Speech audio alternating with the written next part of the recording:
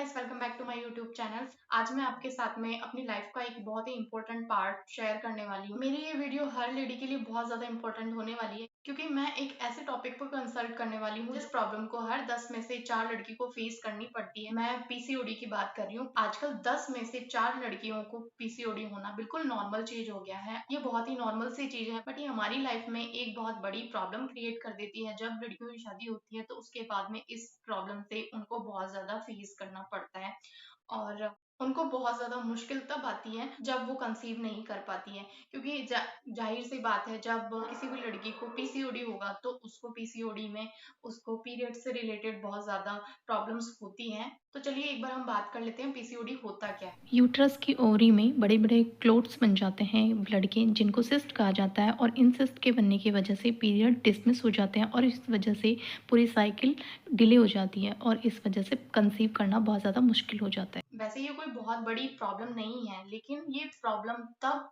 ज़्यादा बढ़ जाती है जब हम पीसीओडी के साथ में काफ़ी साल गुजार देते हैं और हम सोचते हैं ये बिल्कुल, और हम इसको इग्नोर करते हैं, क्योंकि ये हमें शादी से पहले इसके बारे में इतना नॉलेज नहीं होती है किसी भी लड़की को, क्योंकि उसको इतनी ज़रूरत ही नहीं पड़ती है। क्योंकि कई लड़कियां तो पीरियड्स से बचती हैं, पीरियड्स में काफ़ी प्रॉब्लम्स होती है उनको, तो इस वजह से उसको इतना सीरियस नहीं ले पाती है।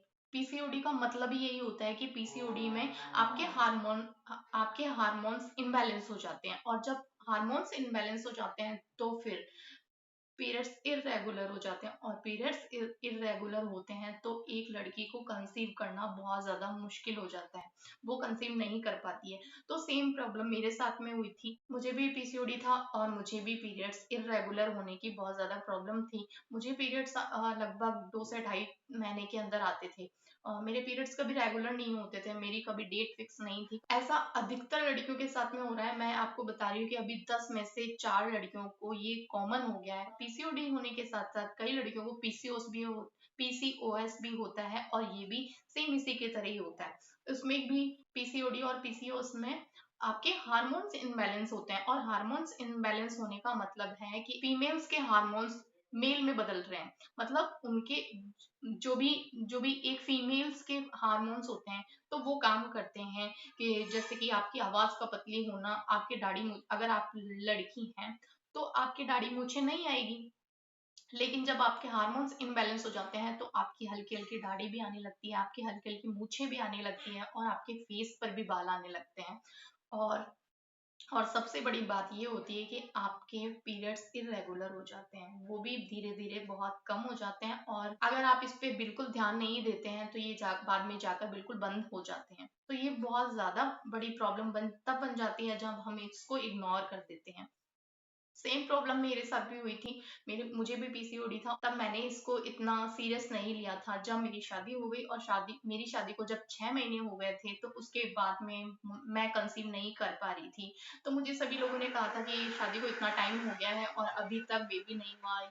ये ऐसी कुछ बातें जो मुझे आज इधर उधर से सुनने को मिल रही थी। और यहाँ तक कि मैं इधर उधर से ही नहीं, मैं खुद भी इस चीज से परेशान हो गई, लेकिन मैं चाहते हुए भी कंसीव नहीं कर पा रही थी। तो ये मेरे लिए बहुत ज्यादा बड़ी प्रॉब्लम बन गई। फिर मैं एक डॉक्टर से मिली। मैं आपको बताऊंगी कि मैंने कौन सी टैबलेट ली थी, और वो कोई मैंने बहुत सारी टैबलेट्स नहीं ली थी, सिर्फ मैंने 1 या 2 टैबलेट्स ली हैं, और उसको भी सिर्फ मैंने 1 ही महीने यूज किया था, और उसी से ही मैंने कंसीव कर लिया था। मैं आपको वो भी चीज बताऊंगी कि मैंने कौन सी टैबलेट ली थी कंसीव करने के लिए। मैं काफी इमोशनल भी हो गई थी, क्योंकि इस चीज को लेकर हर एक लेडी इमोशनल हो जाती है। उसको काफी ज्यादा वो वो काफी ज्यादा टेंशन में चली जाती है। वो सोचती है कि वो कंसीव क्यों नहीं कर पा रही है, क्या उसको कोई और ज्यादा प्रॉब्लम तो नहीं है। मुझे किसी भी तरीके की कोई प्रॉब्लम नहीं थी, मुझे प्रॉब्लम थी सिर्फ पीसीओडी। और पीसीओडी में प्रॉब्लम होती है हार्मोन्स इनबैलेंस होने की। तो मेरे हार्मोन्स बिल्कुल इनबैलेंस हो चुके थे। मुझे 2.5 से 3 महीने के बीच में पीरियड्स आते थे, जो बिल्कुल इरेगुलर हो चुके थे। वो कभी उनका टाइम फिक्स नहीं था,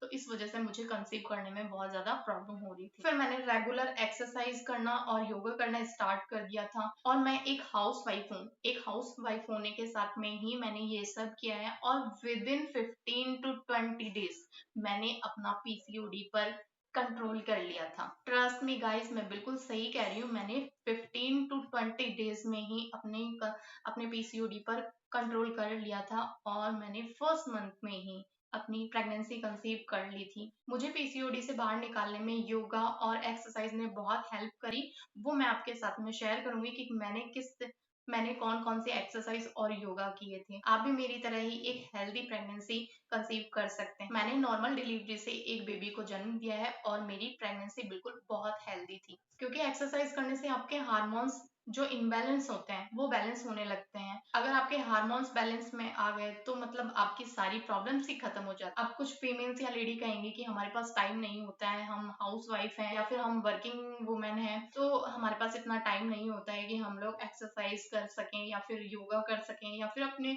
अपने आप को इतना टाइम दे सकें। तो मैं आपसे कहना चाहूंगी कि अगर आपको अपनी लाइफ में कुछ अच्छा करना चाहते हैं तो फिर आप उसके लिए टाइम निकाल ही सकते हैं। मैंने भी ज्यादा टाइम नहीं लिया था, सिर्फ मैं मॉर्निंग में आधे घंटे एक्सरसाइज किया करती थी। जरूरी नहीं है आप आधा घंटा करें, आप जितना चाहें, आप जितना आपको टाइम मिल सकता है, आप 15-20 मिनट कितना भी कर सकते हैं, लेकिन आपको रेगुलर करना है। मैं कुछ एक्सरसाइज और योगा के बारे में आपको बता रही हूँ जो बहुत ज्यादा ही इफेक्टिव होते हैं आपके हार्मोन्स को बैलेंस करने में और आपको प्रेगनेंसी कंसीव करने में आपकी बहुत ज्यादा हेल्प करते हैं। मैं जब ये सब चीजें कर रही थी एक्सरसाइज वगैरह, तो इसके साथ में ही मैंने एक हेल्दी लाइफ भी जी। जैसे कि मैंने बाहर का फास्ट फूड खाना बिल्कुल बंद कर दिया था। मैदा मैंने 1 महीने तक बिल्कुल नहीं खाया। मैंने ना 1 महीने तक ना कोई मैदा खाया है, ना कोई तली हुई चीजें खाई है, और उसी के साथ साथ में मैंने काफी सारी एक्सरसाइज की और उस वजह से मुझे 100% रिजल्ट मिले। और रिजल्ट आपके साथ में है कि मेरा 1 साल का बेटा हो चुका है। मैंने आपके साथ में यहाँ पर एक अपना पर्सनल एक्सपीरियंस शेयर किया है। अगर आपको पसंद आया हो तो प्लीज वीडियो को लाइक करके चैनल को सब्सक्राइब कर दें, जिससे कि मुझे थोड़ा सा मोटिवेशन मिलता रहता है। मैं मिलूंगी आपसे नेक्स्ट वीडियो में, तब तक बाय बाय। सेफ रहें, मस्त रहें।